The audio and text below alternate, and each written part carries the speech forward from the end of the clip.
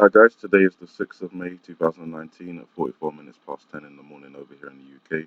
And first off, I just want to report that the conflict between Gaza and Israel has calmed down. There appears to be a ceasefire brokered between the two nations. As expected, as it's coming into Ramadan, they're probably going to calm the situation down, but obviously there are other things evolving that reinforce the theory that an attack involving Iran could come during Ramadan, which ends on June 4th. So we've got a large stretch of time between now and then to keep our eyes on these events that are unfolding. So, in Syria, the Russian Air Force has unleashed a massive assault across northwestern Syria this morning, targeting several areas under the control of the militants in Hama, Aleppo, and Idlib. According to a military source in the government stronghold of Mafdeh, the Russian Air Force began their aerial bombardment of northwestern Syria just minutes before the Syrian Arab Army made their push in northern Hama. So, situation in Syria escalating between the rebels and the Russians and the Syrian government. Obviously, that can result in large-scale conflict, especially if Turkey involves itself and the United States and Israel involve themselves. So keep an eye on that. Um, Guaido, the interim president of Venezuela, is basically saying that the possibility of international intervention in the country is a possibility, and all options are on the table, as they like to say. Obviously, we know that Venezuela, Venezuela has Russia's back in, Iran's back in, China's back in. Um, China and Russia both have assets in Venezuela. I believe Iran may have some there too. And obviously, Venezuela is not that far from the continental United States.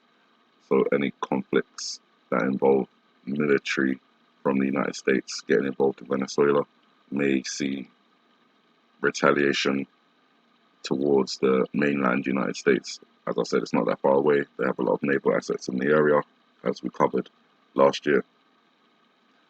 So keep an eye on that.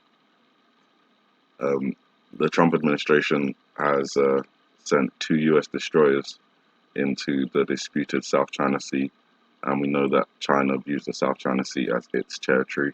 Um, International entities like the UK and the United States are often sailing ships through the area to contest China's rule of the South China Sea, but sending two US destroyers is pushing the level of conflict to the edge militarily, and at the same time threatening China with more tariffs ahead of the final trade talks, threatens economically. So all of this doesn't bode well for the trade talks, sending two US destroyers and threatening sanctions on China. Um, you know, you can look at it as, yeah, you can crack the whip and maybe they'll bend, but I don't think the Chinese are going to bend, um, to be quite honest. And that's obviously from some of the interpretations that we've looked at over the last 2 years.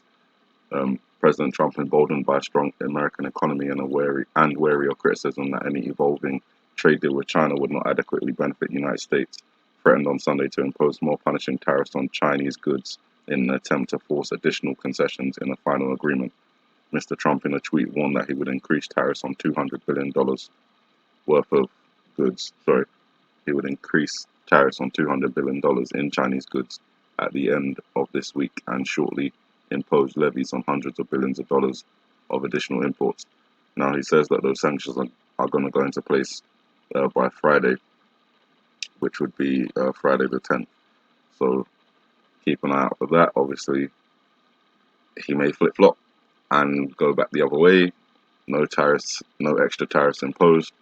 But, you know, it's another possibility that could start to affect the stock market around the time that all these other events are unfolding. The United States says Iran was preparing to launch attacks on US bases in the Middle East. So the US has made a decision to deploy an aircraft carrier to the Persian Gulf on Monday, today, to protect their forces from a potential Iranian attack. Obviously, that's just leading to more possibilities of conflict. So the US is warning Iran of unrelenting force as it sends the USS Abraham Lincoln to the Gulf.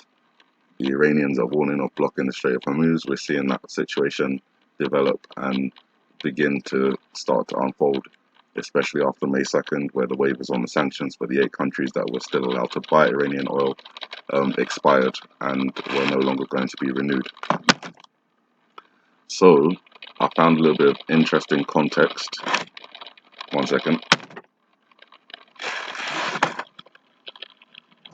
Found a little bit interesting context with the USS Abraham Lincoln, and I think it may be linked to the iPad Go-To video, so I'm just going to bring that interpretation very quickly. The computer's deciding to act funny now. Okay.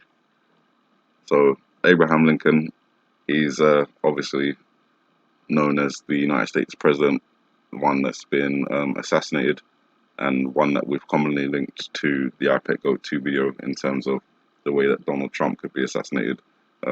Gunshot to the back of the head is what I've interpreted from the images in the iPad Go-To video.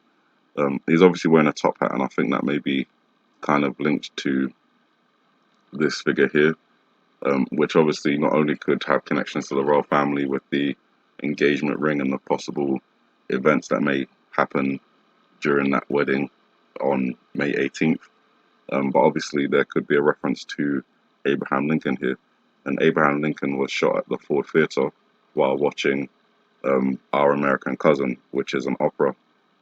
Operas obviously have singers, but they also have orchestras, which are conducted by conductors, and that's clearly what this figure of death is doing. So the reference to Abraham Lincoln and the conducting of death, which could have links to Abraham Lincoln and the opera that he was killed at, may have links to the USS Abraham Lincoln shipping off to the Iran region, and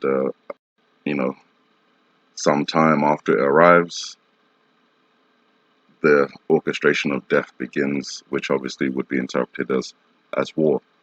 So that's my video for you guys today.